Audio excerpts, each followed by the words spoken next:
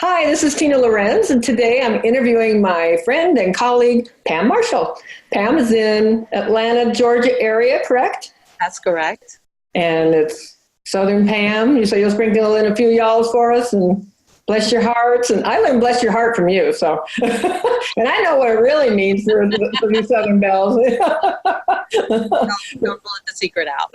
That's right. I won't tell. We're not revealing that secret on this call. So Pam and I have known each other for a long time, and I had a program called Authentic Copy that was a live event that I did in Tucson some years ago, and Pam was one of my attendees and students. And what were you doing when you came to that event? What had you been doing for work?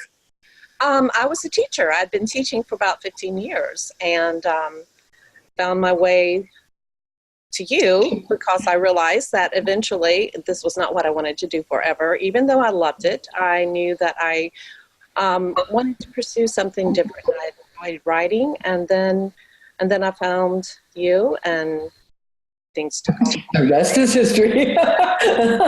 So at that event, I taught you three main components. We call it autoresponders, which are the emails, the opt-in, which is when people sign up to get the emails, and a sales letter. And I kind of laid this, because you didn't really have a big marketing foundation or anything before you came to the training with me, right? You hadn't. No, I knew nothing. So you came kind of just charting out your journey. You didn't have any experience as far as writing for other people or marketing. You've been a teacher for 15 years, which is heck of a job, and I'm sure you were an excellent one, but just kind of looking for something different. So went through the training, which was a 2 or 3 day training, and how did you find that training as far as being able to absorb what I was teaching you and understand what we were going to do with the copy? Right. As well, being a teacher myself, I found that your teaching style was just exactly what I needed. It was so easy to implement and to make it relatable to things you already experience. I mean, I really appreciated your style and the way that you gave as much of yourself as you could, one-on-one, group, always. Well, I don't want to say always, but, just always accessible. You weren't always accessible. I do turn my phone off periodically. But pretty much what she was there if you needed her, and I'm sure she still is. So you were still working as a teacher, and so you started copywriting was kind of like a side hustle at the beginning, right? You were doing it after hours from teaching? Correct. Yes, I would teach during the day and come home and work on in the beginning, studying, doing lessons, and eventually working for clients part-time. So I don't know if it was your very first client, but one of your earlier clients, it was really at the beginning of your copywriting journey. I think I remember you telling me you charged something like $750 for the project. Is that right? Yes, and I was thrilled to get it. That's right. I mean, I think a lot of people watching this might say, yeah, that sounded good already, because a side job, $750, and that could be a car payment. It might be someone's mortgage payment or rent. And so that's very good money. And so I was still speaking with you. We had access through a forum, and you were talking to another client, and they had that type of project that we discussed with the opt-in, the sales letter, and some emails, right? And so I was thinking about this with you, and I talked to you and said, okay, so here's what I think you need to do for your fees. And what did I tell you to charge? You told me to charge $8,000. And your eyes kind of rolled back in your head for a minute. I said, okay, are you sure? Yeah, $8,000. And you went through the little mindset thing with me where you have the skills, you know how to do exactly what he needs done. You really do. And so we talked about it, and I gave him my fee, and he did not bat an eyelash. He said, okay, what's your PayPal? Well, and that's the other thing. So you told him your fee, and he's asking how to pay you. And so did you get paid like in installments, or how did you get paid that $8,000? No. I got paid up front. I got the $8,000 in advance. And not an issue at all. And would you have thought of doing that if you hadn't learned that from me? Would you have thought I could actually say this number and tell them it's payable in advance before you do the project? Would you have thought that was possible? No, no, especially me. I would have tried to work with him every way. why, why can you pay me right now? But Yeah. I mean, that's just, Tina says, no, you get what you're worth, and up front, and you deliver. And that's what I knew that I had to do, is to be able to deliver. And even though I knew I had those skills, there was still this little niggle of a little seed of doubt in the back of my mind, like, oh, can I really do it?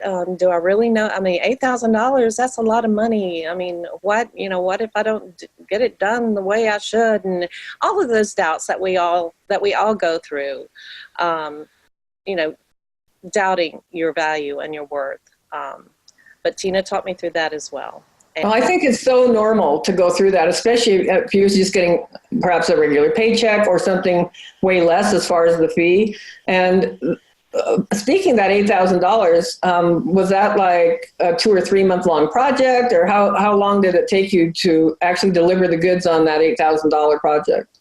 No, that took about a month to do the autoresponders, the opt-in and the sales page. And that $8,000 was actually double what my monthly salary as a teacher was at the time. Just amazing.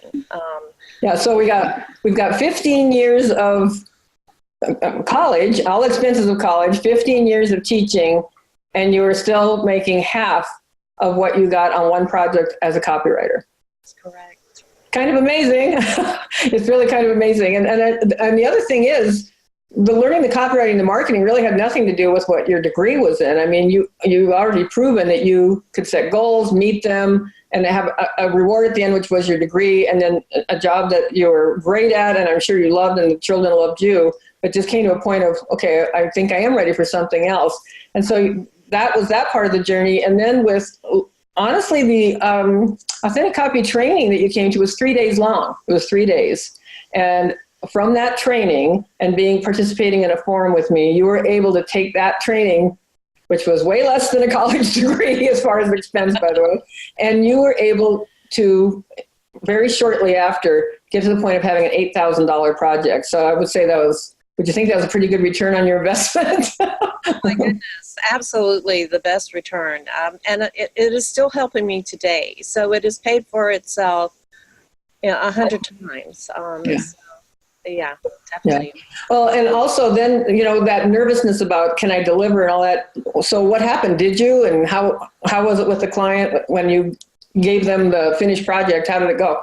He loved it. I mean, he was he thought it was exactly what he wanted, and that he was just thrilled. He said, I can't wait to run this and to see the returns from this. And then I went on to do a few more, smaller jobs for him as well. So, but you continued to have other copywriting projects, and that's correct, right? You continued to have other copywriting projects and work with other clients and similar fees or more. And one of the things about, well, how do you charge that much, is keeping in mind that entrepreneur you worked with who said, I can't wait to do this. And the reason he couldn't wait to do it is because he knew it was going to make him money.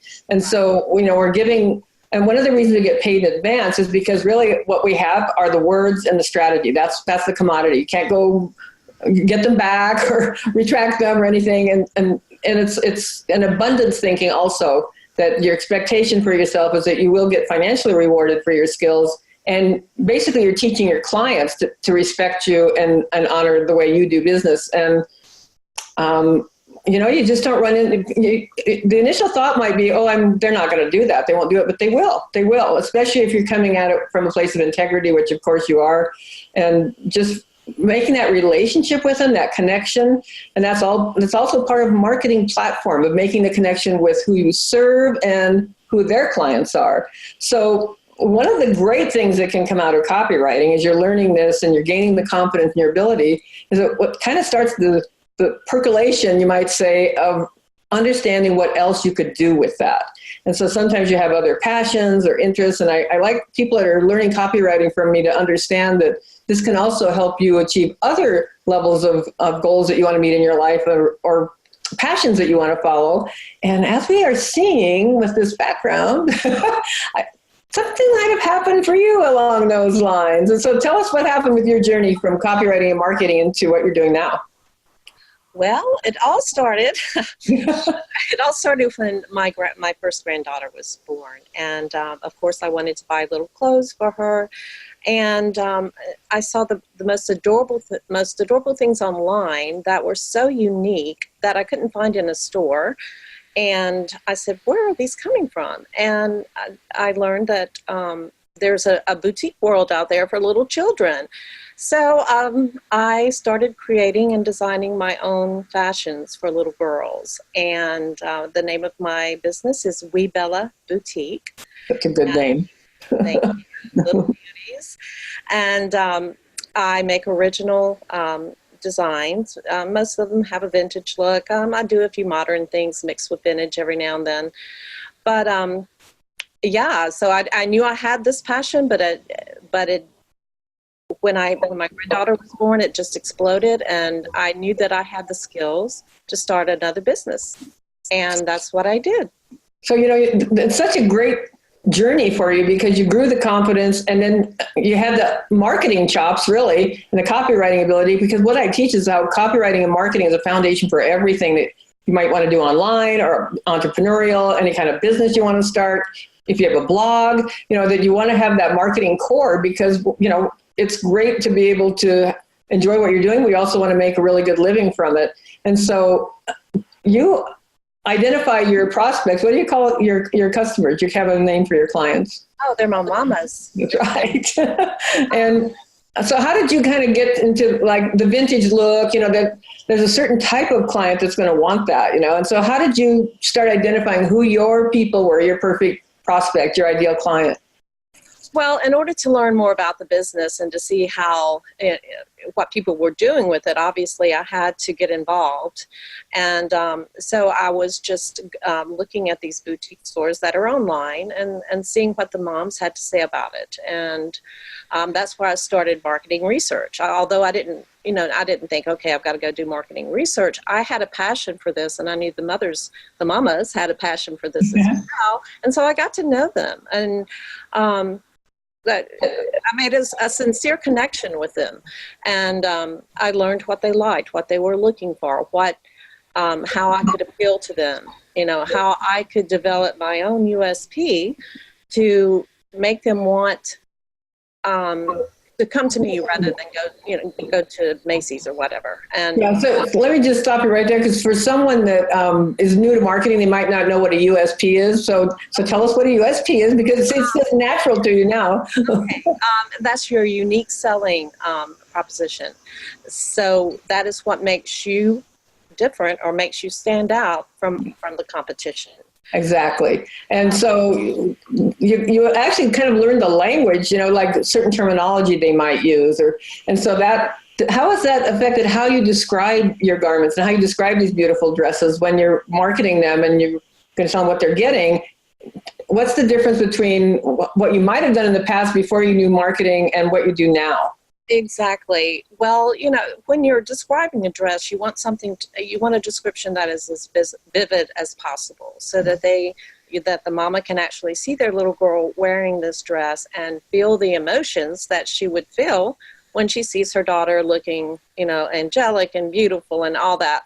So you want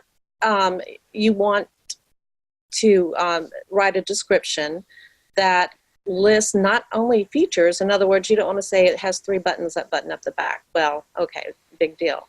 But way to, you need to describe those buttons. Are they vintage? How does it contribute to the overall feel of the dress? Easy on, easy off, that's great. But if you say they are Victorian or they're vintage, that will take you to a whole different level of emotion. So how do you think I'm sorry, I didn't mean to interrupt you, but the copywriting marketing, then, how do you feel like that just sort of flowed? Like even finding your ideal client became like second nature to you, just from, and how has that impacted then? I mean, people respond to the way you're describing what you have for them. Yes, they do. I mean, they will tell me, oh, I have this event coming up, and the way you described this address, well, this is perfect for it. You just try. Of course, you don't just list features, you list the benefits. Would this be perfect for, a picnic? Yeah. You may not think of that if you're just putting something out there, but if you give them every possible situation, you learn this in copywriting as well. Yeah, it's like telling a little story and bringing them with you into that story, yes. where they are now in their thinking of, I want my daughter to look this way, or it's for this special event. I notice over your shoulder is one of your beautiful dresses, and I don't want you to have to turn away from the computer, but it has little lace edging, it has this beautiful vintage fabric, and I think you have one close at hand. I asked if you could show us another one that we could see really close up to see some of your work in this Wee Bella Boutique. This is what Pam does. Look at how gorgeous that is. I love the rosette on the waistline and the beautiful fabric. It reminds me like 40s curtain fabric or something with the roses. It's just so pretty. And then turn around the back. There's some of those buttons you were talking about. And look how they have the little polka dots on them, just perfectly centered. That thoughtfulness that went into every aspect of this design. It's just beautiful. And that's what Pam, oh, can I see the hem? Let me see the hem. Because we just saw that you shift back to the other fabric. Oh, isn't that cute? Oh, that's just adorable. Ooh, I have 2 granddaughters, So, but these are just so cute. And this is like your passion now. And so from teacher to copywriter to dress designer to beautiful little girls. And the other thing I wanted to point out, you were not like 22 years old when you started this transition from teaching into copywriting and on. And I was past 50 when I even discovered copywriting. I honestly did not know what it was until I was past 50. And so that's when I began online, and it just all went from there. And I've been doing this now for, we'll just say over a decade. But, one of my mantras, you probably heard me say, is it's never too late. And so what would you say to someone who's feeling like, well, I don't know, I'm, teach the old dog new tricks or whatever, the things, these messages we give ourselves. But what would you say to someone that might be mature, that's thinking about, that'd like to make a change and do something different online or work from home? This is actually my 4th career. Okay, when I started copywriting, I was not a young thing. I had been teaching for 15 years, and so when I moved on a couple of years ago and started this business. And I'm a grandmother. I have 7 grandchildren. Yeah. I cannot imagine. I can't believe it. I cannot imagine not doing what I love to do. It's never too late. Look at Tina. It's right. Still going strong. No. But that's the beauty of it with copywriting. It doesn't matter where you live, doesn't matter how old you are, how young you are. You could be 23 and wanting to do this. It doesn't matter what your past experience is. You don't have to have a degree. You don't have to have special training. You can learn enough to begin. And because one of the things that I teach, and tell me if you think that this has borne out for you, is that most of the time, the clients that you're dealing with don't know the things you already know, and you already know more than you think you do when you go through this kind of training, and you're staying 3 steps ahead of the people that you're serving, that you can get enough of knowledge of the opt-in, the sales letter, and the emails to be able to start doing copywriting projects and serve them in a way that they don't know how to do. They don't know how to think the strategy through or how that copy should be written. They need someone else like you to do it. And so did you find this to be the case, that you could come into a project with someone and you already knew more than they might know about how to do this online, what their message needed to be? Exactly. And that was part of the beauty of it. It's just you learn these basic skills and you were already ahead of the game as far as where they are and getting this done for themselves. So they think you're magic, because they don't know how to do any of this. And I think that's part of the mindset, where understanding your worth and your value and what you're bringing to them, because you know more than they do. That brings to mind one thing I want to be sure to emphasize is you don't have to know any of the technology. You don't build a website. You don't do the design. You don't figure out how those emails are getting sent. You can make recommendations. But as the copywriter, you are in charge of the strategy and the copy, the actual writing of the words. It's not up to you to do any of those other things. So you didn't have to have any special technical skills other than be able, if you can send an email, copy something, receive email, write a Word document. That's about how extensive the technical skills are with this. And did you find that to be the case? Yes, that was the case. I mean, I already had a desktop and a laptop, and so I had everything, and I needed. I knew how to send an email, and that's you need the internet, you need a computer, a cell phone. I like using a printer. That's basically it. So I want to just really emphasize for anybody thinking about this when we're talking about these email sequences, like, oh my gosh, you don't do any of that. You just give them, basically you're delivering everything as Word documents to your client, and it's up to them to get the design done and that type of thing. So it's really is writing the words. And you don't have to have a degree. I've been on my own since I was 17. I have no college degree. Didn't know what copywriting was till I was past 50. So never too late. And also never too early. If you're just, hey, maybe you're just out of college and thinking, what am I going to do? Perfect. And there are different targets, different markets. Maybe you're going to market to millennials and you're in your 20s or 30s, this type of thing. So really there's a niche for everyone is what I'm saying. There's a place for everyone that might be interested in doing this if they put the effort into it. So We Bella Boutique, they can find you on Facebook, correct?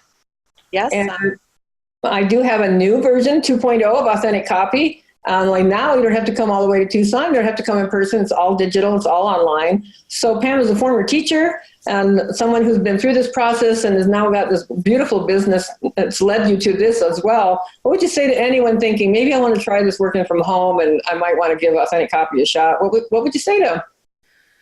I would say that you can definitely do this. Tina, as a former teacher, I really appreciate Tina's teaching style. She puts everything into very manageable chunks. And it's, even if you've never had any kind of background in this, I mean, everyone has been a customer. Everyone has read an advertisement. You will, very quickly, it becomes something that you can wrap your head around. And Tina is so kind and so intelligent and so there for you. And funny. You'll have a good time. I'll have a laugh along the way. Yeah, and she cares. She has a heart for this, and she has a heart for the people who she is trying to guide along. And that, I mean that with all sincerity. Yeah, I urge you to do this. This will open so many doors for you that you didn't even know you wanted opened. So yeah, I totally agree with that. I mean, you just never know where it's going to take you. It's like this exciting adventure that you can move on with your life and find out there's even other things that come after that. You just never know what doors are going to open to you when you do this. But I just want to thank you so much, Pam. I'm so proud of you and We Bella Boutique, and I so appreciate you taking the time to meet with us today. And I just wish you all massive success. And listen, anybody out there that's got little girls in their life, especially, take a look at Pam's site. You can find her through Facebook at We Bella Boutique, and her vintage fabrics are for any kind of occasion throughout the year. She's got some. I forgot to mention that you have themes. You have like themes for your dresses. So especially if there's a special thing coming up, take a look because you'll probably find something you're going to love. So thanks again, Pam, and thank you for watching this interview, all of you out there in internet land. And I'll be talking to you all again soon. Thanks, Pam. thank you, Tina.